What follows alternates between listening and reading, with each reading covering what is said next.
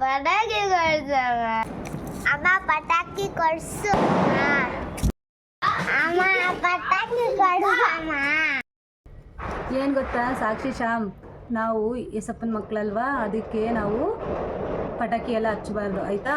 ಅದಕ್ಕೆ ಯೇಸಪ್ಪ ಏನು ಹೇಳ್ತಾರೆ ಗೊತ್ತಾ, ಬೈಬಲಲ್ಲಿ ಒಂದು ವಚನ ಇದೆ, ರೋಮಪುರದವರಿಗೆ 12ನೇ ಅಧ್ಯಾಯ 2ನೇ ವಚನದಲ್ಲಿ ಏನು ಹೇಳ್ತಾರೆ ನೋಡೋಣ ಬಾ. ಯೇಸಪ್ಪ ಏನು ಹೇಳ್ತಾರೆ ಗೊತ್ತಾ, ದೇವರು ಇಹಲೋಕದ ನಡವಳಿಕೆಯನ್ನು ಅನುಸರಿಸಬಾರದು ಎಂಬುದಾಗಿ ದೇವರು ಹೇಳ್ತಾರೆ. ನೋಡು ವಾಕ್ಯ ಏನು ಹೇಳುತ್ತೆ, ಇಹಲೋಕದ ನಡವಳಿಕೆಯನ್ನು ಅನುಸರಿಸದೆ ನೂತನ ಮನಸ್ಸನ್ನು ಹೊಂದಿಕೊಂಡು ಪರಲೋಕ ಭಾವದವರಾಗಿರ್ರಿ. ನಾವು ಈ ಲೋಕಕ್ಕೆ ಸಂಬಂಧಪಟ್ಟವರಲ್ವಲ್ಲ, ಅದಕ್ಕೆ ನಾವು ಈ ಲೋಕಕ್ಕೆ ಸಂಬಂಧಪಟ್ಟಂಥ ಹಬ್ಬಗಳಾಗಿರ್ಬೋದು, ಈ ಪಟಾಕಿ ಆಗಿರ್ಬೋದು ನಾವು ಹಚ್ಚಬಾರ್ದು ಆಯಿತಾ.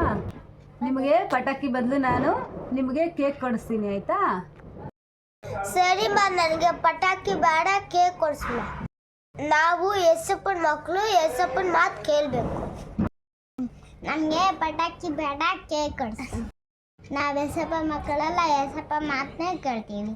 ಸೊ ಫೈನಲಿ ನನ್ನ ಮಕ್ಕಳು ನಾನು ಹೇಳ್ದಂಗೆ ಕೇಳಿದ್ರು. ಅದಕ್ಕೆ ನಾನು ಅವರನ್ನು ಬೇಕ್ರಿಗೆ ಕರ್ಕೊಂಡು ಹೋಗ್ಬಿಟ್ಟು ಅವರಿಗೆ ಯಾವ ಕೇಕ್ ಬೇಕು ಅಂತ ಕೇಳಿದೆ. ಅವ್ರು ಕೇಳಿದ ಕೇಕನ್ನು ನಾನು ಕೊಡಿಸ್ಬಿಟ್ಟು ಮನೆಗೆ ಕರ್ಕೊಬಂದು ಕೊಟ್ಟೆ. ತುಂಬ ಖುಷಿಯಾದರು, ತುಂಬ ಸಂತೋಷವಾಗಿ ತಿಂದರು. ಹಾಗೆಯೇ ನಾವು ಕೂಡ ನಮ್ಮ ಮಕ್ಕಳಿಗೋಸ್ಕರ ಏನು ಬೇಕಾದರೂ ಮಾಡದೆ ದೇವರ ವಾಕ್ಯದ ಪ್ರಕಾರ ಮಕ್ಕಳನ್ನು ಬೆಳೆಸೋದಕ್ಕೆ ಟ್ರೈ ಮಾಡಬೇಕು. ಅವ್ರು ಕೇಳಿದ್ದಾರೆ ಅಂತ ಹೇಳ್ಬಿಟ್ಟು ನಾವು ಅನ್ಯರ ಥರ ಒಂದು ಪಟಾಕಿನ ಆಚರಿಸೋದಲ್ಲ. ದೇವರ ವಾಕ್ಯ ಏನು ಹೇಳುತ್ತೆ ಅಂತ ನಾವು ಅವರಿಗೆ ಹೇಳ್ಕೊಡ್ಬೇಕು. ನನ್ನ ಮಕ್ಕಳು ಹೇಳಿದ ಮಾತು ಕೇಳಿದರು. ಹಾಗೆಯೇ ದೇವರು ಅವ್ರನ್ನ ಹೆಚ್ಚಾಗಿ ಆಶೀರ್ವಾದ ಮಾಡಲಿ.